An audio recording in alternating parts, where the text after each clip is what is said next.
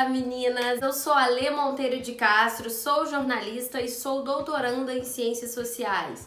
E sou também consultora de oratória para mulheres.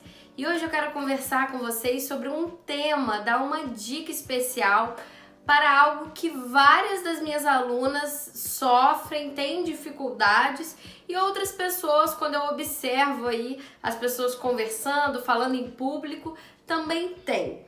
Vamos falar sobre vícios de linguagem na comunicação oral.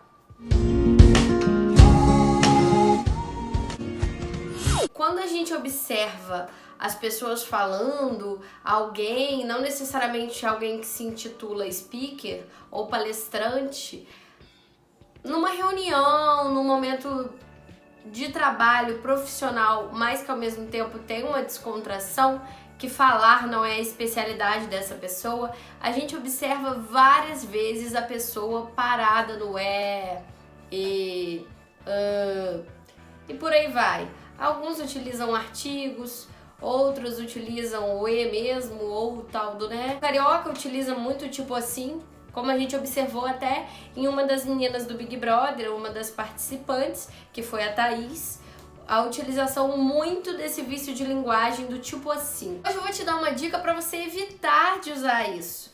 Muitas vezes a gente fica até mesmo um pouco insegura na hora de falar e utilizar esse tipo de ferramenta negativa pode piorar ainda mais essa insegurança e você observar uma fala sua que foi gravada e achar que você falou mal, que não foi legal. Então a gente tem que resolver esse probleminha aí do vício de linguagem. A primeira dica é a dica que eu dou para todas as minhas alunas na consultoria de oratória e que eu dou para quem me pergunta sempre.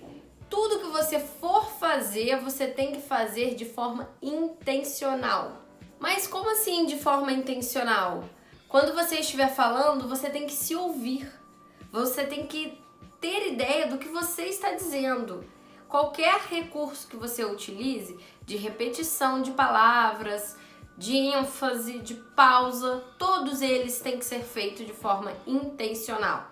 E quando você se apoia nos vícios de linguagem como o né excessivo, geralmente é porque não é de forma intencional, porque você não está se escutando quando você fala.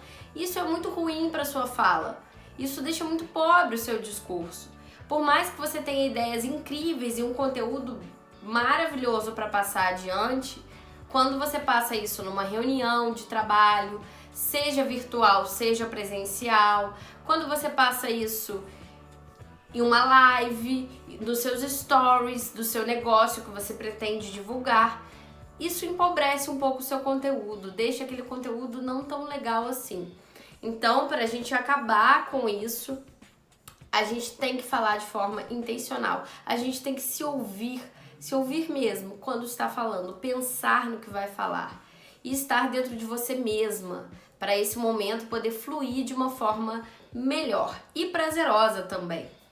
Mas a dica principal para lidar aí com os vícios de linguagem é a segunda dica, é a pausa. Por que as pessoas ficam tão apoiadas nesse mais, tipo assim, e qualquer outro termo? Geralmente a pessoa de São Paulo, as minhas alunas que vêm de lá, usam o por conta do sotaque. Mas não importa de onde você venha, se você utiliza esse recurso, ele pode ser muito negativo. Então pense na pausa. Sabe por que você repete tanto as palavras? Porque você não descansa. Você descansa no ela é a sua rede, você deita nela e vai repetindo até retomar o seu pensamento. Mas não é muito legal fazer isso. Então, toda vez que vier à sua cabeça a vontade de usar o o mais, o tipo assim, o né, você tenta pausar a sua fala. Pode parecer assim, nossa, toda vez que eu estiver falando, eu tenho que parar e pensar nisso. Sim. E é possível. Em 3 encontros na consultoria de oratória, eu vi alunas que usavam, eu até fazia as contas, quantas vezes elas estavam utilizando. Numa fala de 5 minutos, elas utilizavam 15, 20 vezes o o né. E elas pararam já na terceira apresentação. Então é possível. É uma questão de reconhecimento, de reconexão com você mesma. Mas se você fizer a pausa, é maravilhoso para te ajudar. E uma dica, se você estiver numa live, em um encontro online, em uma reunião no Zoom, no Google Meet, onde quer que seja, você pode utilizar o recurso maravilhoso, beber um pouquinho de água. A sua pausa serve para você respirar fundo, para você retomar o seu pensamento, e você pode utilizar o recurso da água. Bebe um pouquinho de água, finge que é a sua sede que está matando, e aí você retoma o seu pensamento, você se hidrata e ao mesmo tempo você retoma de onde você parou. E isso vai reduzir drasticamente a utilização desses vícios de linguagem. E aí eu vou para a terceira questão. Antes,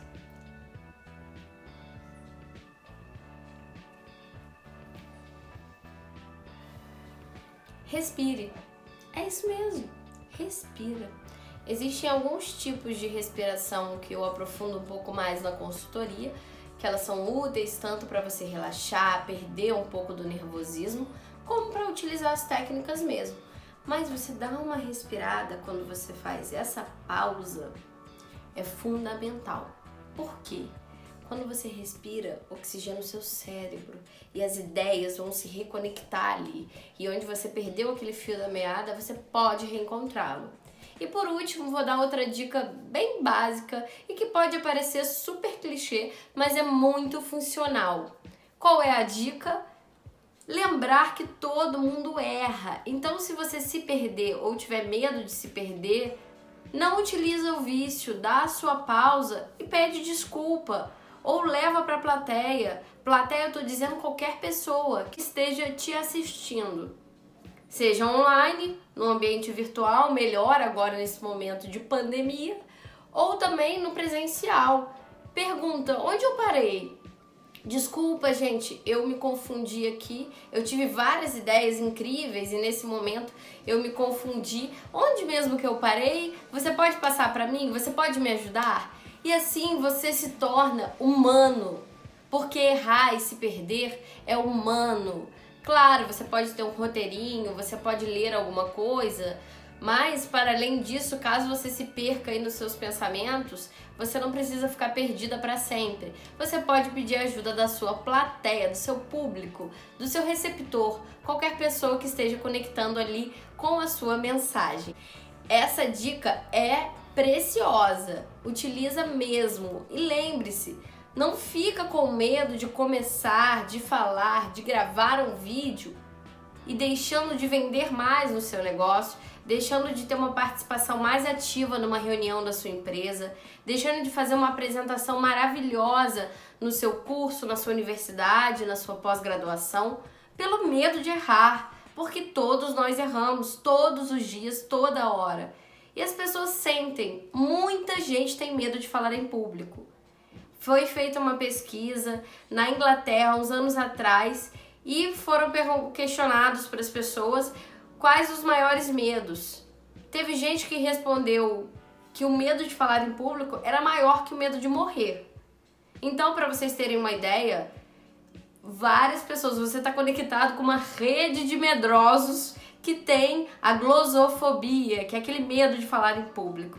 Então, relaxa, segue os seus instintos, obedeça e entenda os seus conhecimentos e saiba que eles têm grande valor e que você deve comunicá-los para as pessoas. Não deixe esse medo te paralisar.